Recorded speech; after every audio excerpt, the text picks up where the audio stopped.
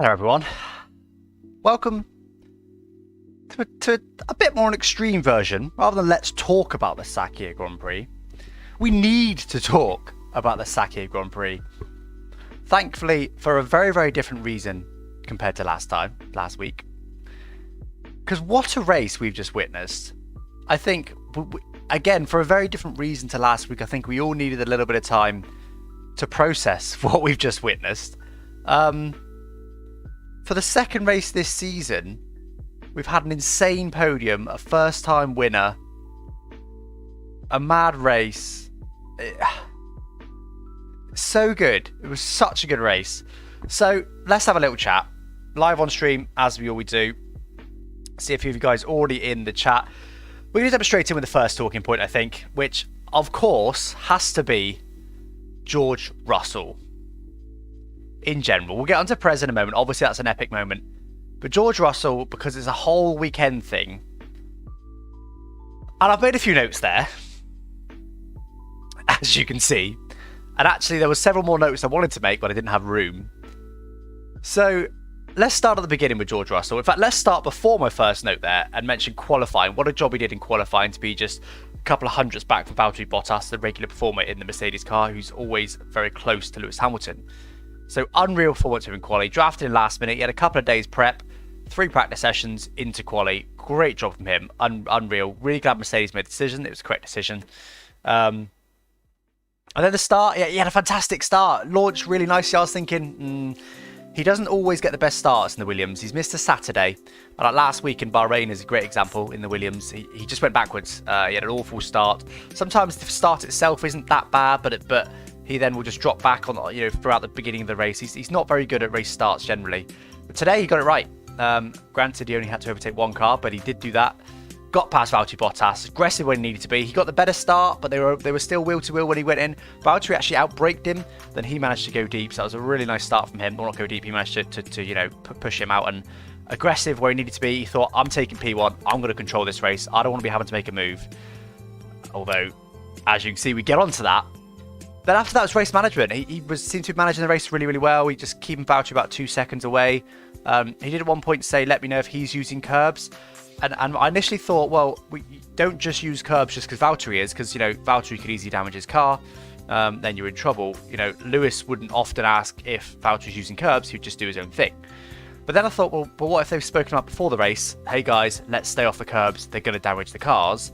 And then, obviously, if then Valtteri starts to break that rule, then, obviously, George Russell's then going to start to break that rule. So I wasn't sure about that. But anyway, great race management from him from the beginning.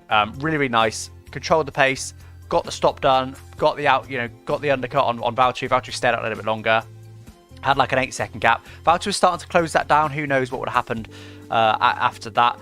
But then, of course, we had the safety car come out. Actually, the overtake should be the other way around there, shouldn't it? We had the safety car come out, which of course is when it all went a bit wrong. It all went a bit wrong really for Mercedes. It was a very last minute call, but I think they put on one or more of Valtteri Bottas's tyres onto George Russell's car, which is illegal. So then that's come straight back into the pits, which is a shame. It was the right call to pit them. They had the gap. It was definitely the right call. It was just all a bit last minute. They mentioned about a radio fault in the garage. I'm not sure how true that is or how much that actually affected things. I think it was just all a bit last minute. So cocked up the pit stop. Messed up Valtteri's Bottas' stop even more behind him by putting some of George Russell's tyres on, then going, hang on, this isn't right, taking him off, putting his old hard tyres back on. They called, because George Russell had to then pit again, ended up behind Valtteri Bottas, but only just behind him. So it was like, okay, this is annoying. They're now, what were they at the time? 5th and 6th, I think? Or 4th and 5th. That's annoying, but actually, Valtteri's probably screwed. He's got old hards, but George Russell's got brand new mediums or newish mediums.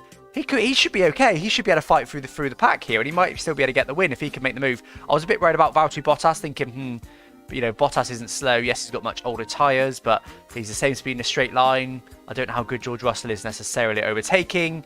And then we had the move of the race for me on Valtteri Bottas. What a move that was. We saw Mick Schumacher pull it off a couple of times in F2. But what a move that was from George Russell. Honestly, it's impossible to overstate how good that move was. in the middle sector. It's been seldom used as an overtaking point in F1. There was a couple of other moves into that corner, and it is a good move from anyone.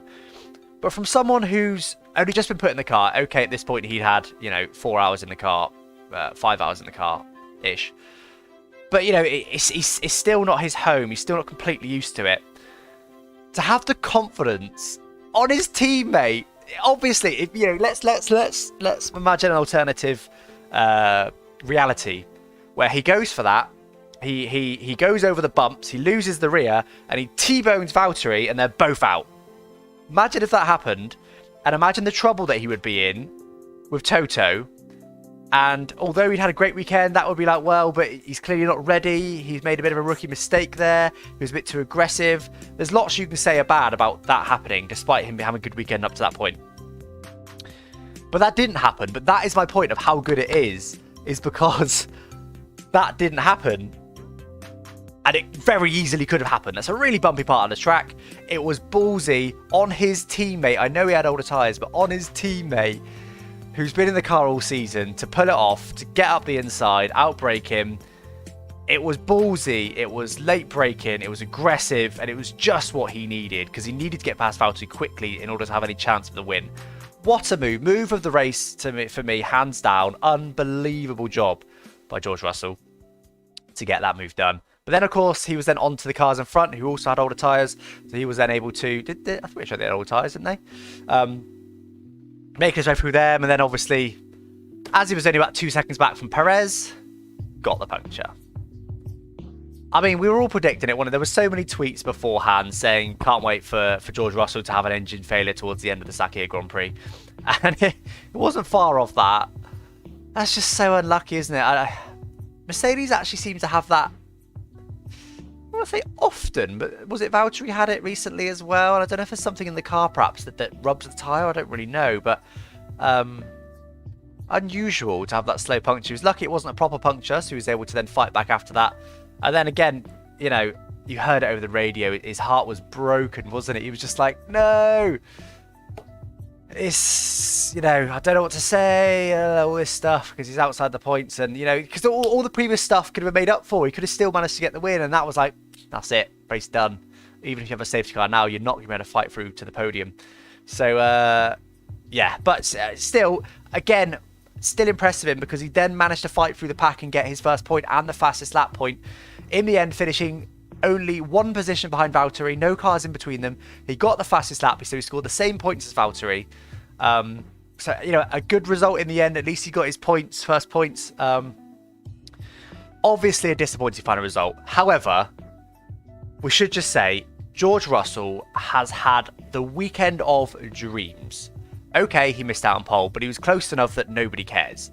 Everybody goes, you've got what it takes. You were that close to an experienced guy, a quick experienced guy. Qualifying, you missed out on pole, but nobody cares. You were close enough. In the race, did exactly what he needed to do. Aggressive enough when he needed to be. Calculated, managing the tyres well enough, managing the race, managing the traffic even. He's never really lapped any cars.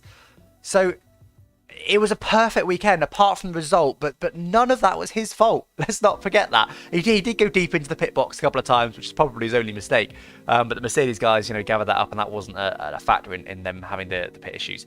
But it was a flawless weekend, and actually, despite the result, once he's calmed down from it and gone, that was annoying, hopefully he gets a chance in Abu Dhabi. As much as I wish Hamilton gets better, hopefully he gets another chance in Abu Dhabi, a bit more of a normal circuit as well. But, he has done exactly what he needed to do. And I tell you what, the pressure he's been under this weekend, because he knew this mattered. He knew for a fact, just like Valtteri did in a different way, if he got outperformed by his teammate, he wouldn't have a chance at that Mercedes drive in the future.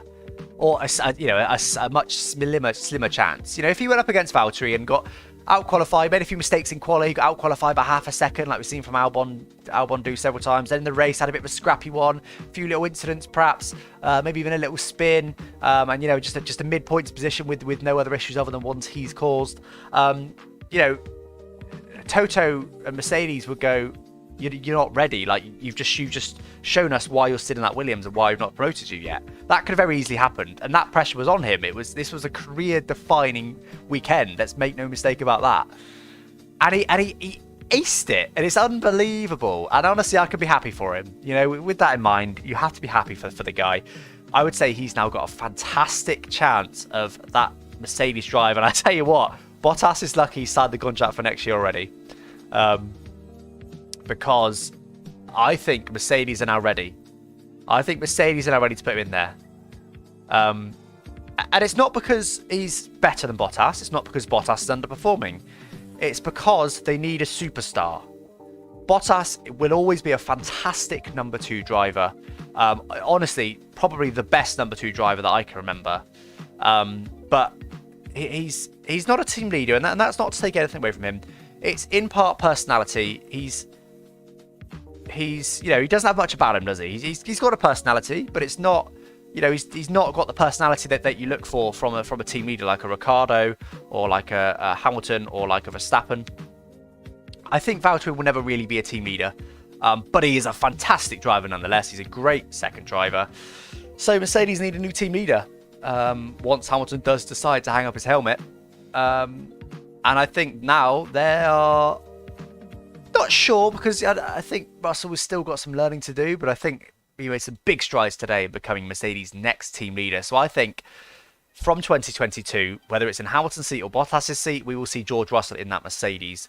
I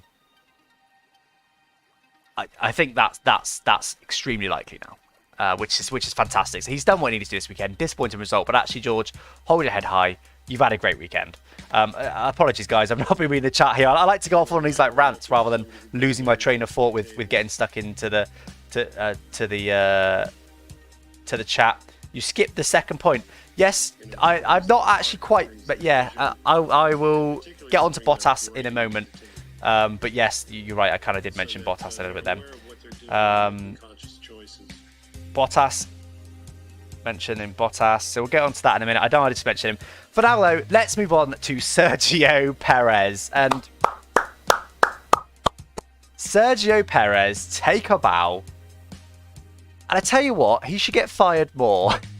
Because he was always a solid performer. Something about losing his drive, where he probably shouldn't have lost his drive. He only lost it because Daddy owns the team. Has lit a fire under his ass. And he has driven fantastically. I mean, he's always been a solid performer, don't get me wrong. But this season, he has definitely gone up a gear. He's taken it to a new level. And he deserved that win. You know, again, I'll put it there, last to first. I mean, what? In a racing point? Nobody saw that coming. And yes, Verstappen, but, you know, Verstappen took himself out. You know, I've got the crashes, another point there. But there was a few cars that took themselves out of the race. But that was of their own doing. Let's make no mistake about that. Alex Albon in a better car was still in the race. Both Mercedes in both better cars were still in the race. One of them was hunting him down. Okay, bit of luck there potentially. But it wasn't pure luck. Okay, he didn't win on pure merit either. But it wasn't pure total random luck. He drove an unbelievable race. He was last. Okay. He potentially, you could say he got lucky to certainly beat the Mercedes. But he beat, on merit, a Red Bull in Alex Albon. He beat his teammate, who's in the exact same car. He beat both McLarens, who had pretty good pace today. He beat both Renaults. He had to overtake or beat in the pits all of those people. Let's not forget that. He deserved that win through and through, and I'm very happy for him. And I really hope that isn't a good send-off, although it is a good send-off. We've got one more race to go, of course, but I hope that there's more to come from Perez's career than one more race. Max's own doing, I would say, yeah, we'll move on to that in a moment. I'm trying not to mention my future points too much, but I think now that Perez will be driving for Red Bull next year. I think he will. I think at the start of the season, knowing how Perez's performance, because we know Perez's performance very well. He's been in F1 for a number of years in the same team with a few different teammates. We know he's solid. I think Red Bull were going, well, he's a solid driver, but, you know, Albon, we know Albon's got the talent. He could still improve next year if we design the car a bit more around him. A lot of those thoughts have been going through their head. Gasly also had a great year. We could get him in. They've already decided that he's in AlphaTauri. And since Perez got fired, as I said, he's gone up another gear. And I think, honestly, I'm going to say it clearly. If Red Bull keep Albon over Perez, there's something wrong in that team. There is something wrong in that team. The guy that's just won a race in a car that's at best third fastest, from the back of the grid. Has he had another podium this season? He's certainly been in contention. He's scored a whole load of points this season. He's been really dependable, always there when he needed to be, solid performer. Over Albon, who just cannot get a weekend together, and it's not like you can say, yes, okay, the car is designed more around Verstappen. There's no doubt about that, but he's just nowhere near good enough. That's the problem. He's not close enough, and I've spoken about Albon a lot in these streams previously, but Perez to me is now, in my mind, significantly better than Albon. Not than Verstappen, but he's probably up there with Gasly. Again, Gasly's had a great season. He's come along a lot, but he's confirmed still in AlphaTauri for next season, so he's not really in contention for the Red Bull seat. Kvyat, he has his days. He's a sort of pretty good performer, but not amazing. To me, Perez is the man. I was previously saying Hülkenberg's the man. I think now Perez is the man. Perez deserves it. He is so dependable, and that's what Red Bull needs. Red Bull needs a dependable second driver. He's probably not going to be able to beat Verstappen very often, and that's fine.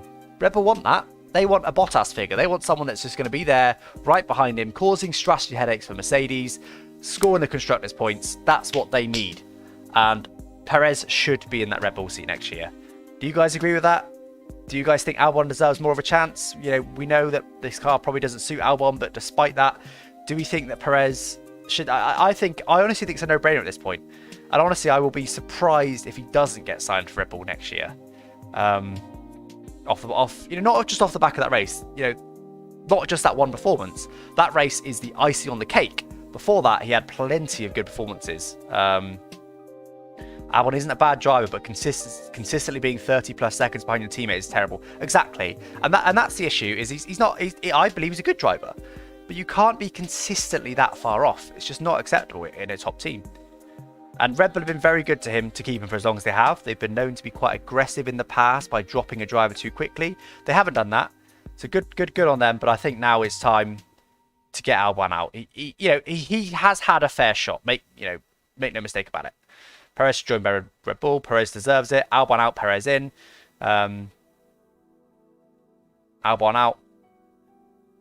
Albon has had 1.5 seasons. Exactly. They've given him a real fair shot. The race kept going without the Williams. Bottas could have also won. He was gaining 2.3 a lap on Russell after hards were on for 4 laps. Yeah, but you never know. Maybe Russell was taking it easy on his tyres. Let's not forget he was having a couple of engine gremlins. So maybe for those few laps he had a few engine gremlins. You never know. It's impossible to speculate, and honestly there's no point in speculating, but clearly Russell put himself in the right position. I would have loved to see that duel. I also would have loved to see the duel between Perez and George Russell, but unfortunately we were robbed. But at least we got a first time win. Imagine if after all that, we just had a boring Bottas win or something. Albon needs more time, but then you don't get time in a top team. If you're in a top team, you have to be performing week in, week out. It's as simple as that. If he needs more time, put him in AlphaTauri. He can't be in Red Bull. I'm more surprised Red Bull are waiting this long to drop Albon. Yeah, I do agree, but I think it's because they know that they've got Perez, Hülkenberg and Albon. All three of those are waiting to hear from Red Bull, so there's no rush. Bottas murdered his tyres, pushing hard early on the hards. Without the pit stop, Russell would have been ahead still. Yeah, that's true. But then also Russell pushed his tyres pretty hard. He gained a lot of time on Valtteri before he pit. Let's all club together and make a team for Perez. That's a good shout.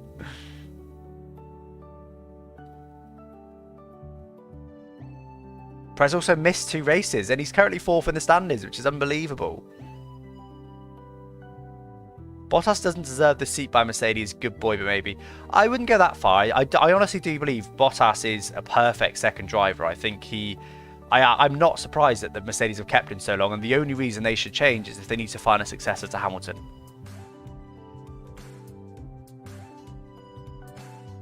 So is the verdict that Perez undoubtedly deserves the Red Bull seat? I think so. It seems to be in the chat. Perez to Haas with Schumacher. Well, he keeps saying he's got options for 2022, so I don't think so. I think I think they've already signed. Actually, haven't. No, they've already signed both drivers. They've already confirmed both drivers at Haas, haven't they? They've confirmed Schumacher and. Who is it? They've confirmed. Is it Maz? No. Who is it they've confirmed alongside Haas? Is Schumacher with someone else? I can't remember. Come on, chat. We got this together.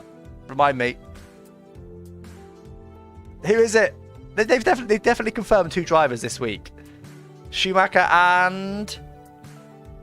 Come on, chat. Please, don't leave me hanging. Who was it? Oh, nobody's given me the answers. Oh, fine. Leave me hanging then. See if I care.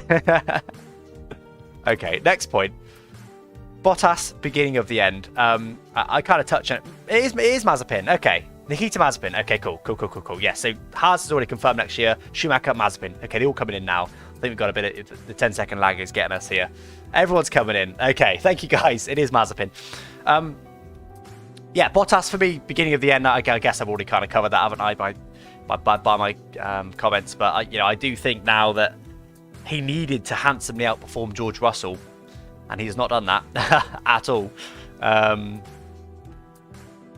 I think it's I almost said embarrassing weekend. That's too harsh, but Bottas needed to beat him. He did in quali, not by a huge amount, but by enough.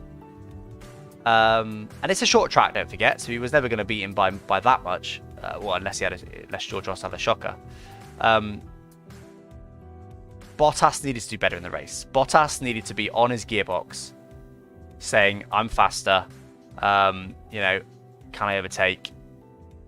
There isn't team orders, but he needs to make it clear that he's quicker. Whereas he did what he does with Hamilton, and he sat behind him, and that's arguably strategic, and arguably he's trying to channel his in at Hamilton, which is what Hamilton will often do. He'll often sit behind, save his tyres, and then when it's time, he will go for it, hammer time on his in lap. But that's not what he did. I don't think there's any coming back for Bottas from his career now. I think his only chance if Hamilton decides to retire in 2022. And they put George Russell in the car alongside Bottas, which I think Mercedes would do.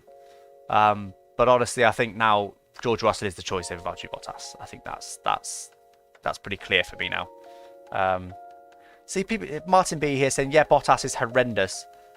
I think, it's harsh. I mean, let's be clear. Bottas gives Hamilton a fight. Over the course of a season, Hamilton will always win. But Bottas is close enough to be second, to get the 1-2s, to score the constructors' points, to give Max Verstappen a bit of a hassle if they need to on strategy. He is plenty good enough for Mercedes' second drive for as long as they've got a first driver that they can count on. Bottas has potential still. I think he does, but not for a championship. I think Red Bull could easily sign him. Again, he'd be a great second driver to Max Verstappen. Bottas never has a hammer time.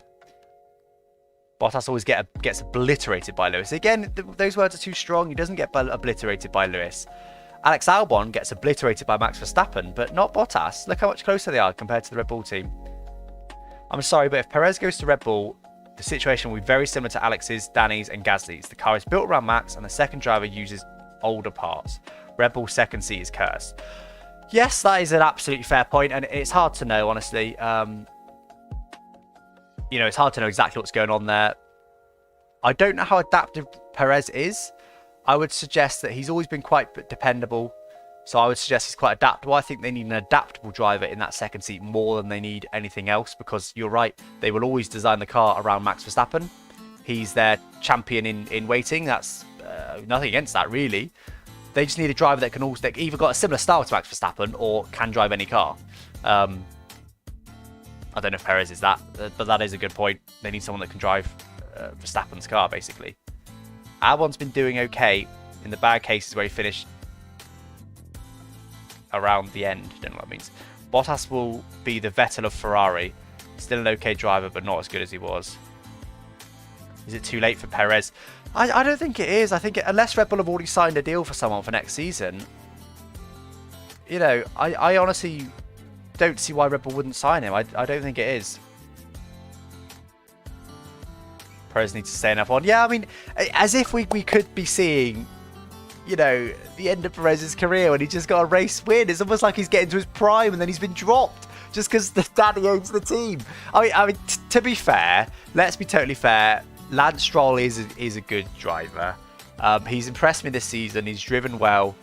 He's not as good as Perez. He's not as dependable as Perez, but he's a lot less experienced than Perez. You know, he's not a bad driver. You know, it's not like he's putting in Alex Albon levels of performance compared to Perez, and they've dropped Perez anyway. Most of the season he has been pretty close to Perez, but he's just not as dependable. You know, just look at qualifying. He just couldn't get it together, and he ended up qualifying 10th. Meanwhile, Perez qualified. Where did Perez qualify? 4th? 5th? I want to say it's 5th. So, you know, solid. And that's the thing, is Perez is dependable, and Lance Stroll isn't yet. But, you know, he might get into it. I do think Perez is better in every way. I think even in the future, I don't think Stroll will ever quite be as good as Perez either. So it's not like you can say, well, he'll be a champion in the future. Although he might be a champion in the future. But it's not like you can say he will eventually be better than Perez. Because I think Perez is better. So it is very much a... I own the team, so my son's obviously going to drive one of our cars. But at least he's not an awful driver. Anyway, guys, let's move on now to the crash on lap 1 between Verstappen, Leclerc and Perez. So, of course, pretty spicy start. Bottas again bottled it a little bit on the start. Fair move for George Russell, but then having that big snap of oversteer. Probably desperate to get after George Russell was why that happened. He was thinking, I need to get straight back past George Russell. This is my career on the line here. Got on the power too much, got the oversteer, slowed everyone down, made it 3 wide. Verstappen surprisingly backed out of it. We don't often see that. It seemed like the right decision at the time because it was kind of closing in. And then Leclerc thinks, all right, I'll have some of that. Flies up the inside and then hits Perez. People were saying Perez should have left a bit more room, but actually he didn't even go quite right to the apex. Yes, with hindsight, of course, he should have left more room. But actually, I don't really put any of the blame on him, and if I do, it's like 5%. The blame's on Charles Leclerc. A mistake, you know. Leclerc had a great quali. Leclerc is still growing in Formula 1. He occasionally makes mistakes, no problem whatsoever, because he's generally a very good performer. So nothing really against him, but it was Leclerc's mistake. Hit Perez round. Verstappen ended up getting caught up in it because he backed out of it, ironically. And then Verstappen just crashed on his own, basically. I tweeted at the time, I'll go for my tweets in a moment, but I tweeted at the time, the gravel is actually dark, which is unusual. Gravel's obviously normally quite light. So I think Verstappen saw that and just thought it was tarmac. So just sort of accelerated around the outside, thinking I need to get back into this race quickly, and then hit the tarmac, hit the gravel, and then of course had no grip and into the wall he went. And you know, that might be completely wrong, but I'm pretty sure if he knew that was gravel, he would have got on the brakes pretty hard, although he was probably trying to avoid the car spinning towards him, which is fair, but I don't think he would have, because he accelerated into the gravel. I don't think he would have done that if he knew it was gravel. So maybe he needs to do better track walks on Thursdays next time. Was it Wednesday to do a track walk? Whatever it is. But clearly he didn't seem to know that was there. Obviously, in the heat of the moment, he could have easily forgotten, even if he did know it was there. But clearly, you know, that's why track walks are important, to know the track. Without, you know, he hopefully would have never driven that in practice. But it's still important to know that it's there for that sort of situation. So, just showing there that track walks are still important. So, a bit unfortunate for Verstappen, but it is what it is. Leclerc out of the race, probably deserved that. It's a bit of a mistake for him. But Perez, of course, we covered him. But to go from last place and a first lap pit stop to first place is incredible. Great job from him. Perez was blocking the tarmac. Yeah, of course. So he went out there to avoid the incident. There's no doubt about that. But I think it's clear that Verstappen accelerates towards the gravel, which he wouldn't have normally done.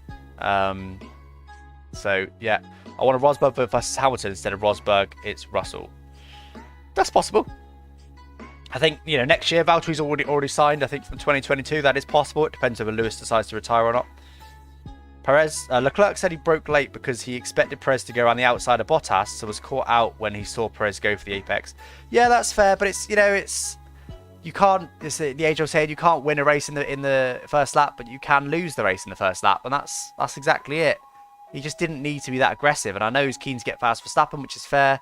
I don't want to bash him too badly because it was just a racing mistake. These things happen, especially on the first lap, especially in that type of corner. It was just a mistake. He just didn't need to go that aggressive, and Max had nowhere to go. Yeah. If he slowed down more, he could have gone through the gravel and recovered. It's because he accelerated onto the gravel, then had too much speed and ended up in the wall. He was always going to lose a lot of time, a lot of positions, but if he knew that was gravel, he would have braked and he would have just slowly trundled through it and recovered. Instead, he retired.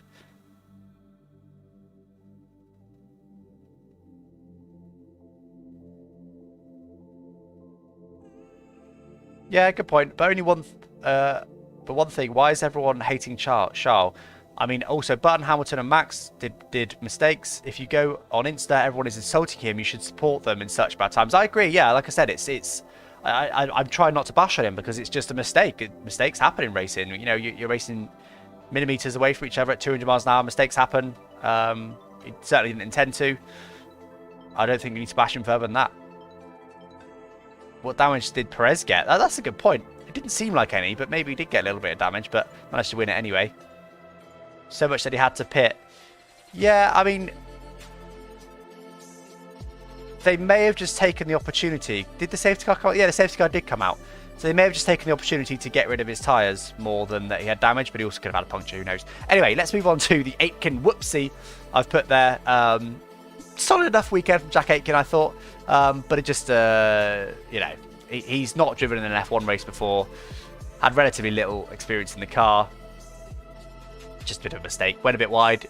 Let's not forget Alex Albon, who has had a lot of experience in F1, did almost the exact same thing last weekend in practice. So it's unfortunate for Aitken that it happened in the race. And of course, in a roundabout way, that then cost the guy who's normally in that car the win, George Russell.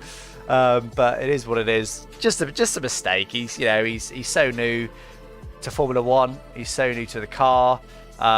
It's nothing really against him for that mistake, honestly, because he's so new and he got chucked in so last minute. It's not like he had weeks and weeks and weeks and weeks to prepare. So, yeah, no more harsh words for him on that. Just a mistake. Has Russell been disqualified yet? Why? Oh, because of the tyres. I hope nothing comes of that. I really do, because they clearly realised and remedied it the very next lap, and they lost performance because of it. So I don't see that any further punishment is necessary. If they kept the tyres on and then went to the end and then just decided to argue with the stewards, absolutely, maybe even disqualification, certainly a penalty. But the fact they remedy it next lap, I don't think there'll be any penalty. Surely not. How did Latifi DNF? Looked like a mechanical, didn't it? He just stopped the car. I think Carlos Sainz would have won if they didn't pit him under the first virtual safety car. Maybe. But I do think the Racing Points have better pace today. I think Russell won't be disqualified because he swapped the tyres off within 3 laps. Yeah, the commentators mentioned that, and I think I agree. Yep, okay, cool.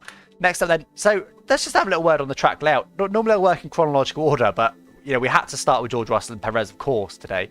I really enjoyed that track. I thought it was a great track, and I thought that it was good because it was unique. It's the only I think it's the first track since like the 70s or 80s or something where we've had a lap time under 1 minute. So quite unique. Only a couple of corners, but actually we found out today that it is good for racing. But there is some skill involved there. Of course, not a huge amount, not as much as somewhere like Spa would be, or Suzuka. But still, I really like this track layout, and I honestly think they should use it again. I don't think... The thing is, I like Bahrain's normal layout. I think it's a good track. I don't think it needs changing. If Bahrain's normal layout was like Barcelona or Russia, it'd be a different story. But it's not. Bahrain's normal layout is good. So I don't think they should necessarily just swap out the layout. But I do want to see this layout used again. Perhaps they should alternate the layouts. I think a lot of tracks should do that. Is alternate the layouts each year. That would just mix things up a bit. And rather than being each season's the same tracks over and over again, each season would be like, oh, hey, yes, we're going back to Bahrain, but we've got the different layout this year. Different to what we had last year. So I think that would spice things up. I'd love to see it again. Hopefully they do use it again. I'm sure they'll adjust some of the curbs if they do use it again. because some of the curves probably could do with a bit of work for F1. But I really enjoyed the track now. What did you guys think of the track? Someone saying Charles got a 3-place grid penalty, which is probably fair. I think such a short track made the race more exciting. Yeah, I agree. How often does F1 reuse tracks or like locate? What do you mean reuse? Obviously, they go to the same tracks year in, year out for the most part. Short tracks are like the rain. It's a great equaliser. I mean, it's not an equaliser. It makes the times closer. It's not really an equaliser. It just the margins are less. But I guess that is an equaliser in itself. I guess you could say.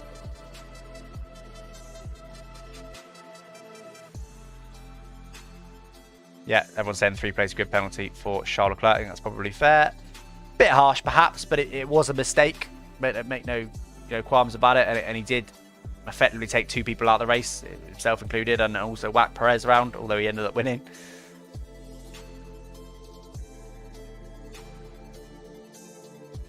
Bahrain doubleheader every year. That would be quite cool, but I do think, we're already up against, is it 23 races next season? That's enough. I don't think we need to see double headers adding to the length of the calendar. Anyway, guys, let's move on. So I did this last week, and we'll try it again this week. Let's move on to my Twitter reactions. Now, obviously, you get WTF1 doing things like internet's best reactions. I realise this is almost sort of egotistical in that it's just my tweets. However, it's quite cool because it's, I tend to tweet my live reactions to what's going on. Veloce have also got their I can't remember what they call it, but where they actually film their live reactions, and this is sort of my version of that. So let's kind of relive the race through my tweets, if you like. I've got the F2 tweets up there. Great race in F2. I won't cover that too much in this. In fact, yes, I will. Let's talk about F2. I said I was going to do it last week. Let's talk about F2. Great racing in F2 this weekend. I watched both races. I'm really getting into F2. I thoroughly enjoyed it. Mick Schumacher, a deserving champion in the end, although a really weird last race when both the championship contenders retired. I thought that was, not retired, but didn't score points. I thought that was very odd. But it was cool nonetheless to see that that Mick Schumacher got the championship ready for his Haas debut next season. And honestly, unbelievable racing. And if you guys don't watch F2, do give it a go. That was the last race of the season. You'll have to wait till next season now. But do give it a go. I'm interested to see who they put in the commentary box. See my tweets there about Alex Jacks. And I just realised I don't actually follow Alex Jacks, so I'll give him a little follow. Because Alex Jacks is a great commentator. He's moving to Channel 4 next season. As I tweeted out, I'm hoping that's a Hamilton to Mercedes-esque decision, because Channel 4 is highlights only. I don't know what the viewing figures are like, but it's far from the Crofty level.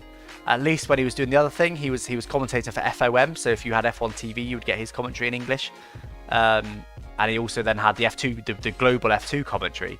So that was quite a good role. But I've heard some less than complimentary things about how that FOM team is run. I won't say much more than that, but probably that's what motivated that decision. He's gone to Channel 4. Hopefully he has a good career in the future. Anyway, let's not talk too much about the commentators. Let's get into the F1 race. Let's see what you're saying about F2 first. Mick Champion, grats for him. Yep. Why don't you follow Alex Jacks? Well, there you go. I've already remedied it. I don't know why I didn't follow him. I really like Alex Jacks. I genuinely think he's the best commentator that F1's got. So I understand actually why Sky's he's sticking with Crofty, because he's Bottas, isn't he? He's Bottas of the commentary world. He's a solid performer. He makes mistakes sometimes, sure, but he's good at hyping up. He sounds good for the sound bites on TV when people want to play clips of little highlights.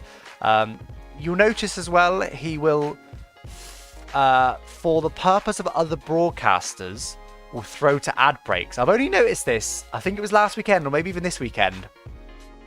Particularly during qualifying, he will summarise what we've just seen in that qualifying segment, wait a couple of seconds, and then continue the conversation. So clearly he's summarising that for, I think the Sky commentary is used in a few different regions. Clearly some of them use advertising mid-session. So let's be clear, he's not just doing the Sky role, he's kind of playing multiple roles. So that's partly why they keep him, because actually I think from Sky's point of view, he does a great job. From our point of view, he makes a few mistakes. I do still think Alex Jacks is a better raw commentator, but those sort of elements are probably why Crofty is still in the role. But also, again, I don't want to bash on Crofty. I think he does a good job. He's Bottas level. He does a solid job for commentary. Yes, okay, he makes some frustrating mistakes sometimes, misses some key facts sometimes, overhypes wrong things sometimes, but actually he's a dependable performer. So anyway, I'm getting too off track with the with the talk about commentators. I don't really like Crofty. Yeah, Crofty too biased. Yeah, ESPN America they use him for exactly. Yeah, so ESPN will almost certainly show ads. So let's not do a Crofty bashing, guys. I think again I've kind of just explained why he actually does a solid job. I know he makes mistakes and it's frustrating to watch at times, but he's not awful. Let's be honest. He could be a lot worse. So let's not bash on him. Anyway, so yes, let's go through my live reactions to what happened during the race. So I before the race started, I said George Russell has a tendency to go backwards in the race. It's time to find out if that's down to car or driver. Can I zoom even more? Yeah, look at that. Look at this. Full zoom, chat. And that is true. Williams, he does tend to go backwards. He's missed a Saturday. So I was interested to see if he wouldn't go backwards. And he did the exact opposite to that. I also then tweeted Verstappen to lead after lap 1. And then, of course, after lap 1, I just said, never mind. See, that didn't happen. So then I also said, the one time Verstappen was cautious on a race start, you can be sure he won't be doing that again. To be fair, I think Verstappen was caught out by dark gravel there. I thought he thought it was tarmac. That's why detailed track work is important. I mentioned that a moment ago. Bottas keeps making mistakes this race. He knows it's important to beat George Russell. Is he buckling under the pressure? And that was interesting. Again, we never would have known what would have happened without Mercedes' mistakes. But in that first stint, I was watching the gap, and it was 1.5 seconds, and then suddenly it was 1.9 seconds. And I was like, well, he's just lost 4/10 in one mini sector. There, that's a big chunk of time. And then it did the same. It went from 2 seconds to 2.4 seconds very, very quickly. So off screen, there were some mistakes there from Bottas where he was using several tenths in a mini sector. A mini sector is, I think, the Sakhir circuit is divided into, I don't know, but I want to say 20 mini sectors. So they're quite a short space of time. And he was often losing quite a bit of time. So at the start, I think he was buckling under the pressure a little bit because he was so desperate. He's thinking, I need to beat George Russell this weekend or my career is done, I think is probably what he was thinking. So really putting some high hopes, I guess, on the race. So that I thought that was interesting. I don't know if any of you guys noticed that as well. As I said, if Bottas doesn't at least finish directly behind Russell, then frankly, Mercedes should put Russell in Bottas' seat full time. And that was before we had the Mercedes issues, where Bottas was about 8 seconds behind George Russell. I was thinking, even if he can't overtake, it's not easy to overtake your teammate in the same machinery. Even if you can't overtake, you at least need to get right up behind him. And of course, he started closing them in. We don't know what would have happened after that. And here we get into the reactions to what happened. So this was when I saw them put the wrong tyres on George Russell's car, and he had to come in again. I said defund Mercedes, a little joke on the various issues we're seeing in the world right now. People often say defund people.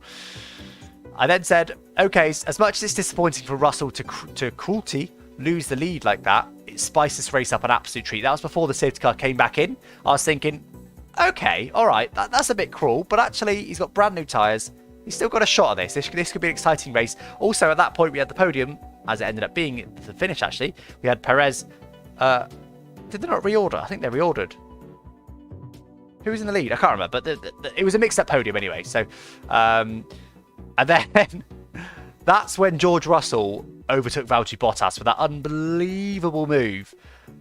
And I've just put George Russell because it was unbelievable. What a move! I mentioned this earlier, but what a move that was.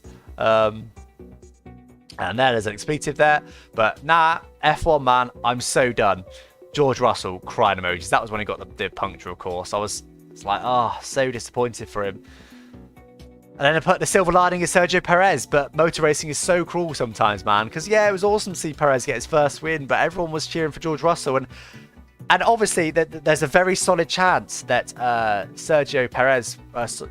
George Russell will be in the Mercedes next year. Next race, I meant to say. He won't be in it next year. because Hamilton has been suffering from COVID a little bit. I hope he does make a full recovery, but there is a solid chance. Let's keep our fingers crossed for that. But obviously, Perez is unlikely to have another chance in Abu Dhabi. George Russell is quite likely to have another chance in Abu Dhabi, so it's not that upsetting. Hey, Leo, £1.99. Thank you very much, my friend. I appreciate the super chat. Hi, Alex. How you doing, mate? Crazy race. Not even a hey, give me a shout out super chat. It's just a hey, how you doing? Thank you very much for that, Leo, my friend. That's much appreciated. Thank you for supporting the channel. Crazy race indeed. Absolutely mad race. After I got over the disappointment of the George Russell thing, I was like, actually, that was a mega race.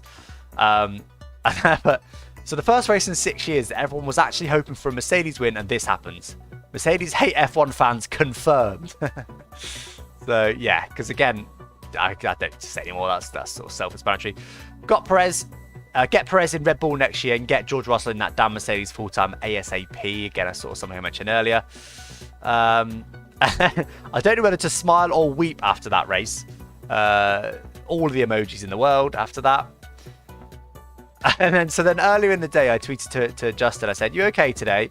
Because he just kept tweeting really random stuff, and he is a big Sergio Perez fan. So then I said, "I'm here once again to ask Sergio Perez fan Justin if he is okay today," because he lost his head when that happened, when Perez managed to cross the line. And I said, honestly, after the safety car came in, my perfect result was Perez, Ocon, then Russell. Perez deserves a win, whether he retires or not. Ocon deserving of a first podium. Russell could call a podium a job well done after Mercedes screwed him, which is very true. I think even if he got third position, George Russell could say that was a job well done. You know, things didn't go away. We had a dodgy pit stop. You know, I had to then pit twice under the safety car. I overtook my teammate, overtook a couple others, and I got P3. Job well done. I think he wouldn't be too upset by that, and his first podium. He'd be alright with that. But then, of course, his puncture unfortunately stopped that. And also, said Stroll was at a podium already. So obviously, Stroll wasn't even that buzzing about his podium, was he? P3 podium, great result, but he's had one before, and I think because his teammate ended up beating him, he's a bit disappointed. So yeah, I think that would have been a superior podium to me. And this is what I was talking about. This is my friend Justin. They will in a second. They will in a second. Yes! Yes! I mean, there you go. And that's why I asked if he was okay. Because he has been a big Perez fan for many, many years. The pink car won. The pink car won. I presume this was streamed somewhere. I don't know, to be honest. I shouldn't show much of that, actually, because that is the FOM broadcast. Hopefully this video doesn't get taken down by FOM just because of that. But, yeah. Then that's the tweet about this. So, yeah. That's my tweets from the race. I think, you know, again, I don't want to kind of just show my own tweets, but also it is quite a good way to relive the race and relive the emotions of the race. Is Abu Dhabi a good race typically? I actually don't mind Abu Dhabi. People hate on it, but I actually quite like it. Abu Dhabi tends to be boring. It can be boring, but there's some very long straights. You do get some overtaking. It's not like it's an absolute bore fest. We will then briefly touch on the driver rundown. So previously this was driver ratings, but actually I think... honestly, I don't know if you guys want to hear me go for a rant on what I thought of each driver.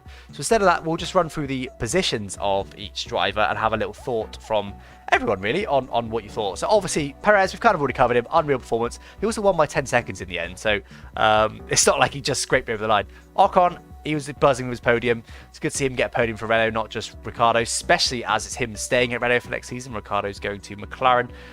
So that was good for him to really get up to speed. He said after the race that actually he's been building this for a long time. He's been improving all season, getting better and better. He's not been able to show it necessarily with the results. Of course, got a bit unlucky in Turkey, for example, by being hit out of the race. So good for him to get his first podium. Really good result for him. I'm happy for him. Mercedes still won, technically. True. Yeah, Mercedes engine. Lance Stroll, P3. Again, didn't seem that happy with it, but solid performance for him, I think. Yeah, there's not much more to say, is there? Solid performance from Lance. Not quite Perez level, but good enough. You know, he definitely should have beaten Perez, given that he didn't get spun round in the first turn.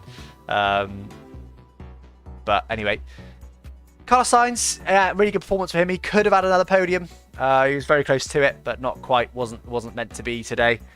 Finished just 7/10 back. He was getting a bit frustrated that the Mercedes ahead of him was going slowly, but managed to overtake Valtteri Bottas. And I know Bottas was on old hards, but still a good performance from him. Daniel Ricciardo, we didn't see much of Daniel Ricciardo, did we really? I recall him making a couple of half-decent moves, but relatively quiet race by Ricciardo's standards. I'm sure he'll be happy with P5. Solid points for the team. As much as he'd rather be up with his teammate. Still solid performance. Alex Albon, again, it's just not good enough, is it? I mean, P6. Verstappen was showing that car was set easily comfortably the second fastest car. You know, as always, didn't do very good in quali and never really did much in the race. He was moaning that his car was slow in a straight line. I think that was a clear message to the team that, hey guys, we need to concentrate on being able to race people, not going the Mercedes way of just gearing a car that goes very quickly in qualifying but they can't overtake in the race. You know, he still made a couple of moves. He is a good overtaker, but, you know, just sixth isn't good enough. Considering, you know, this was his race win. I mean, look ahead of him. He's got a Racing Point that he's faster than. He's got a Renault that he's faster than. He's got a McLaren that he's faster than. He's got another Renault that he's faster than. So, you know, arguably this should have been his race win. But he's down in 6th, despite, you know, and if Mercedes were above him, he'd been down in 8th. And if Verstappen didn't retire, he'd been down in 9th. So, yeah, Albon needs to back up his ideas, and I think he'll lose his drive for next season. On to Daniel Kvyat. Solid weekend for him, actually. He managed to beat Pierre Gasly, and Gasly tends to go quite well around this circuit. I think he even out-qualified him, so really good job from Daniel Kvyat this weekend. I think he's, again, a solid performer. He's not unbelievable, but he's decent. I believe he'll probably lose his drive next year to Tsunoda, which is probably the right decision, because we know that Kvyat isn't the next Verstappen. And of the two, if they were to promote one of the two right now, it would be Pierre Gasly. So what's the point in Daniel Kvyat? He's had his chance. He's quite experienced. I think it's time for Daniel Kvyat to retire. But he's been a solid F1 driver for a long time. Do you think Hamilton will stick around if he doesn't have a competitive car? Not for very long. Good question, but not for very long. I think he will for a period of time, but not for that long. He'll stick around for another 1, maybe 2 more seasons, depending on how his contracts turn out. Yeah, I think he's not only in it to win it, and he's looking forward and relishing a fight with some more competitive teams, but actually, you know, he's really now staying because he's winning. I mean, why would you not? Why would you retire if you're still winning? So I think he would eventually retire. That would be what would, you know, for example, if from 2022 the car's a bit rubbish, but then he's also at that point he's getting into his late 30s, so maybe it's time for retirement anyway. So yeah, Bottas, yeah, again.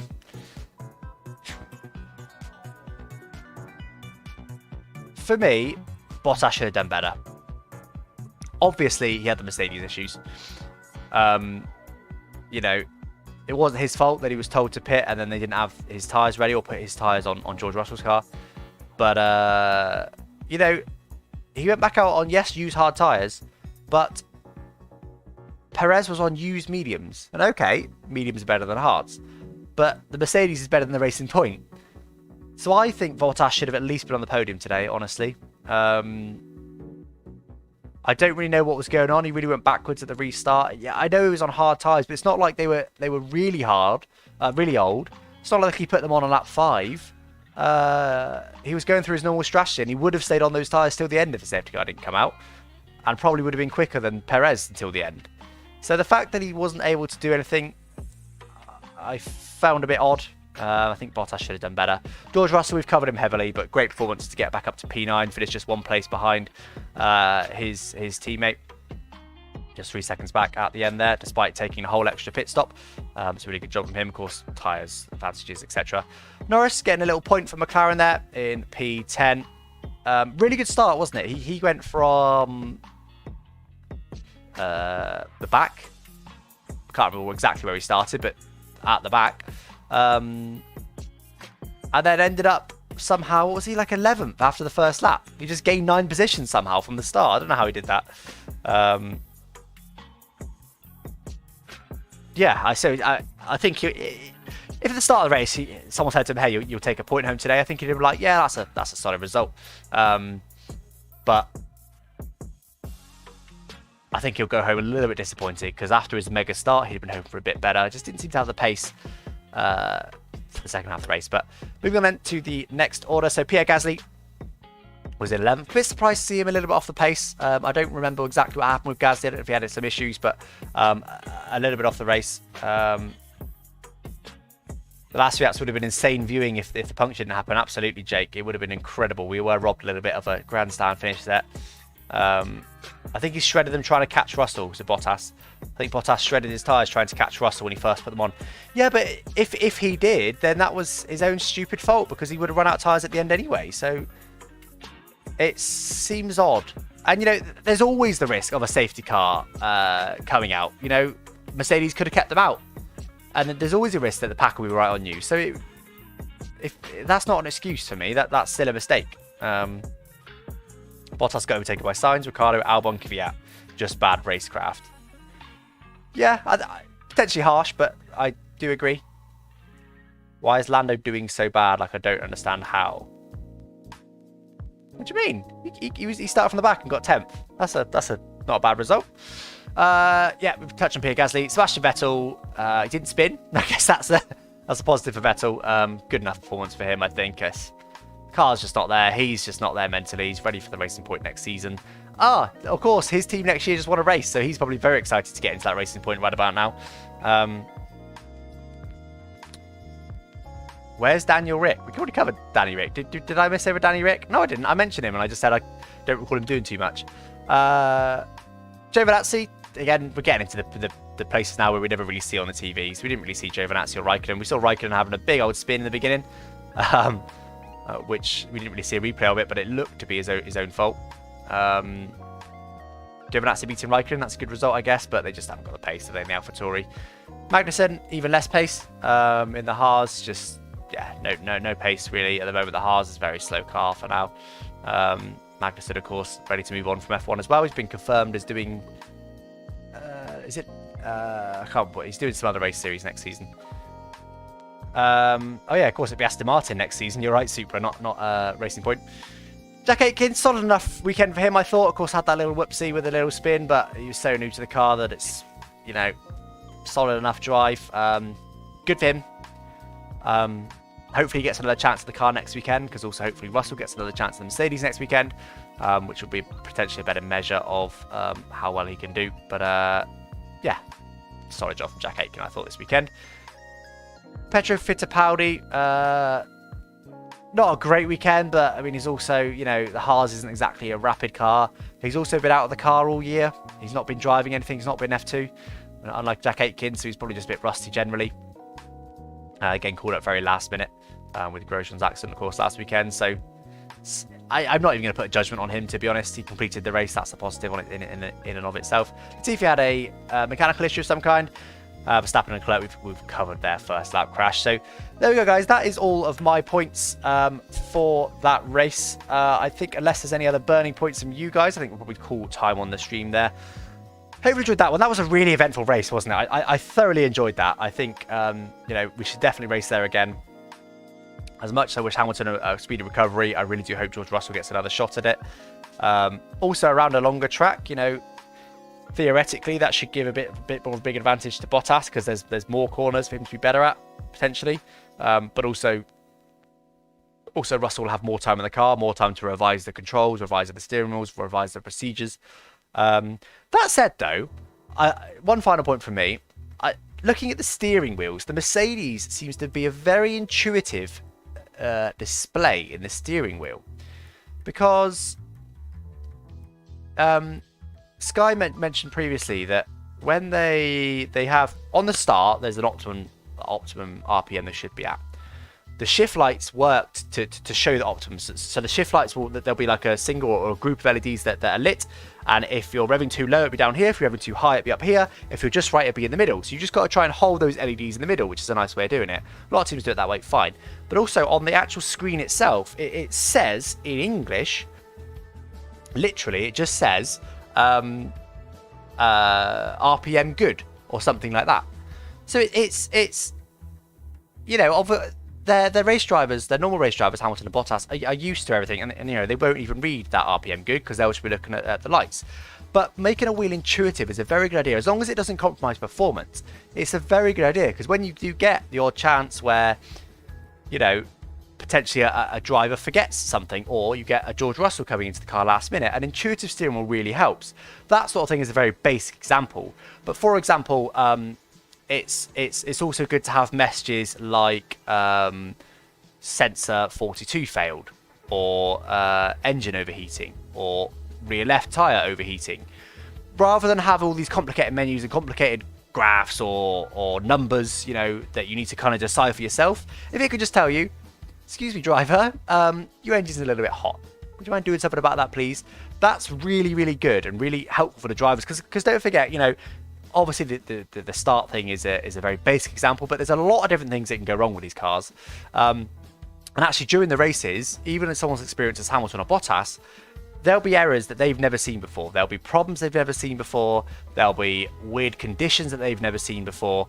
And if the screen can just tell them, hey, you know, I don't know, I'll make one up, but this might not exist, but I'll make one up, like, you know, ERS deployment limited, say. So that means that the engine is not deploying fully from the ERS because the battery's low. So, you know, they probably would have experienced that, but you get what I mean. There could be a problem that they need to overcome, but, you know, and rather than it telling them nothing, or it just showing them some complicated numbers or an error code or something weird, if it just says, hey, this is what's going on, they can then very quickly look at that and be like, okay, that's what's going on. Whereas, you know, I mentioned the Mercedes, I'm sure a few teams have got that, but because I also then looked at the Racing Point steering wheel, which was a lot more complicated. On the left hand side there was like boxes with numbers in them. That was probably tire temps and brake temps and engine temps and that sort of thing, and it just looked complicated. And as much as once the driver's used to it, it won't be complicated because they'll know what everything does. I think an intuitive wheel software makes a lot of sense, and I honestly think that helped George Russell a lot this weekend. I don't know how far that goes. You know, this is a case of looking at 2 or 3 screenshots of these wheels. But I do think that, you know, that sort of thing is why they're world champions. It's not just a case of just making the fastest car. It's thinking about everything that you need to think about to go racing. So anyway, that was just a random point that I picked up on this weekend, which I thought was an interesting one. Reminds me of Ted's notebook. This, yes, if Ted's notebook was an hour long, and he responded live to chat, and he waffled as much as me and talked as fast as me, and knew significantly less than he does. Yeah, this is Ted's notebook. But yeah, I genuinely do hope, guys, that I can give you, you know, because I'm not an engineer and I'm not Ted, but you know, I've been watching Formula 1 for a number of years, and those sort of elements that I went over do interest me, and I understand quite a lot of, you know, like the mini sectors and all that sort of thing, and I'm sure a lot of you guys know a lot of that too, but you know, some of you might not. Some of you might be more of a casual fan that didn't know F1 has mini sectors, for example. That didn't know that all the drivers have different wheels. Hopefully I can give you guys some of that kind of insight, and you know, maybe even there's some stuff that I know that even the experienced fans know. Likewise, I'm sure there's stuff that you know that you can enlighten me, which is why the beauty of doing this as a stream rather than just me ranting into the camera for an hour as a video. Anyway, just going to catch up on the comments, make sure there's nothing too much. Russell's tyre mix-up is being reviewed by the stewards because he put on Bottas's tyres, and that's not allowed even if you replace them immediately. Yeah, if it was all 4 Bottas's tyres, then yeah. If it was a mix-up, I think he might get away with it. That seems to be the understanding I've taken from Twitter. But also, I hope there's some leniency in there. I hope the rules don't just say, if this happens, it's this penalty. I hope it says, this is the rules, it's up to the stewards what to do, because clearly they rectified it immediately. They lost out from George Russell. Also, they lost out because of their other car wanted those tyres. So clearly there was no benefit. Clearly they didn't do it on purpose. You know, it's right that the rule is there, but it's not right that it's punished in a situation where they heavily lost out anyway. So I don't think. Hopefully there's some leniency in the rules, so I don't think they'll get a penalty if there is. Am I growing out my beard? I am until Christmas, and I'm sure you can guess what I will do come Christmas time. With it, I am going out for now. This is the longest it's ever been. Yeah, for now it's been grown out. I will grow it out until Christmas, where you can guess what I'll do with it, and then I will probably just shave it all off and then decide what I'm going to do from there. Anyway, that's not the point of this video. The stewards cleared him anyway. Merck fined 20k. That's fair. That's fair. It's really nice to chat here because it's a small community, but very nice. Thank you for your comments and thoughts. Thank you, F1 Racer, for those kind comments in return. That's really nice to hear. That's what I enjoy about this, guys. We're building a nice community here. I won't waffle too much, but building a really nice community here of you guys who regularly watch these streams. Don't forget to join the Discord as well. Down in the description is linked to the Discord. We have now got, how many members have we got? About 160? 150, 160 or so members. So yeah, it's growing and growing every single day. So do enjoy that one if you want to get involved with the community. There's always lots and lots of chat going there. In fact, I think I need to add a few more channels because there's so much chat going on now, which is absolutely awesome to see. Yeah, anyway, guys, that rounds out this stream. Hopefully you enjoyed it. We need Doggo. Not today. I'll show Doggo on Tuesday. I think Doggo is currently with my girlfriend, who I'm going to go and spend a little bit of time with now. So anyway, guys, we'll check if Perez have a seat next season. Where would it be? I think it would be Red Bull next season. Racing Point was faster than Red Bull today. Only in the hands of Albon. Verstappen would have been quicker. Anyway, guys, thanks for watching the stream. I'll catch you next time. Next stream will be Tuesday at 7 PM. We'll have the next episode of the All Shumi My Team Career Mode. Then on Thursday, we'll have the Abu Dhabi YouTuber Social Race. And then next Sunday, we'll have another one of these about an hour after the race. Thanks for watching, chat. I'll catch you next time. Don't forget to join Discord if you want to continue the conversation. And I thank you for watching. Bye-bye.